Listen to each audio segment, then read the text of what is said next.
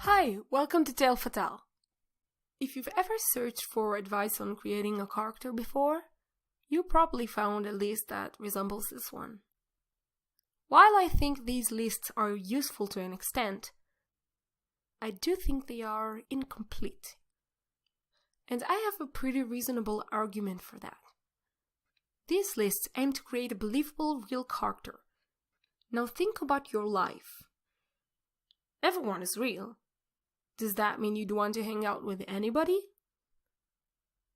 Well, it gets worse than that. When you read a book, you spend at least a few hours inside this person's mind. If you're not convinced yet, I have an even better example. Blogs.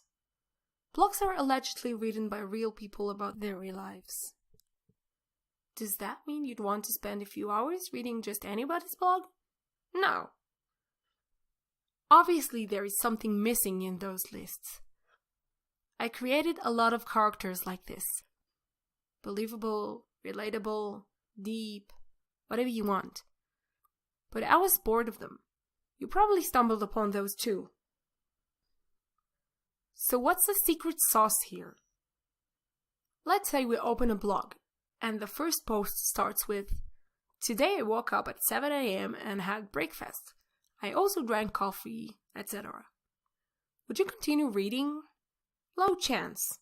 What about, "Today I woke up at 7 a.m. and had breakfast. From the window I spilled coffee on the nasty neighbor's head. Then I went to school and had a normal day." Would you keep reading? I sure would. And it's not about knowing what happens next with a neighbor. Even if the narrator had said the neighbor decided to move that day, I would still read. Why is that? You might say, okay, we already know that a character should be interesting. Even some of the checklists from earlier mention this. But this advice is as vague as it gets. What makes someone interesting? And doesn't that sound very subjective? In our lives, we find different people interesting, just like we have different interests in general. So that sounds like a strange advice. I wouldn't say it's useless, just inaccurate. So, what is the real reason that I would keep reading the second blog and won't keep reading the first one? The reason for this is that, on the first example, I read and think, well, I only read a few lines, but I feel like I know this person enough to tell, even if something unexpected will happen to them later on, this person will probably react as expected. Even if I deeply understand this individual's traits, goals, and fears, I just don't think that it's worth sticking around for. Why bother reading a story about someone when I know what they'll do? However, the second example is different. Because the moment this person spilled a cup of coffee on their neighbor, I understood that maybe I can't be so precise in my predictions about this one. I'm not so sure now how this person will react to different things. So I might as well stick around. It's like bowling.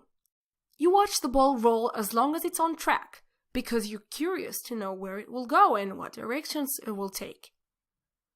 But when it goes sideways and falls off, you already know its precise destination. There's no need for you to look. If there was a super ball that could bounce back onto the track, you'd watch it all the time. This is the effect you want to create for your own character. You never want yourself and your readers to feel like you know exactly what this character will say and do for the rest of the book. Go check your characters now. And ask yourself, do they always do what I expect them to do? Do they give me a feeling that I can look away and still know what will happen? To create the can't look away effect, you need to give your character the unpredictability badge. It's this badge that says, I have unpredictable or interesting reactions sometimes. I'm not all predictable. You can't be sure what I'll do or say. So you better keep reading about me. Now there are a few points to note though. Don't go in there and make all your characters spill coffee on people. The neighborhood will go insane. The unpredictability badge needs to be obtained as well as it can be lost. You need to show the unpredictability to your readers, and it needs to be a real part of your character, including the reasons and background for it. Don't just spill coffee, because your readers will eventually understand that this character isn't unpredictable, and that coffee moment was just a lie unrelated to the character that you pushed in to impress. The unpredictability needs to be maintained. And what I mean by that is that if your character spills coffee but acts predictably for the rest of the story, then even if it's believable and real, that sucks. The coffee spilling is like a promise to your readers that they'll see interesting things from this character. Keep your promise and remember to do it in a believable and honest way, as mentioned in rule number 1. If you do this right, you can have the most boring plot and still have your readers' eyes glued to the paper. People love watching interesting individuals. And what makes someone interesting is not some flashy looks or background. It's just a drop of the unknown. Okay guys, thanks for watching. I hope this was helpful. Remember to subscribe, hit that like button if you liked it, and let me know what you think in the comments. See you next time!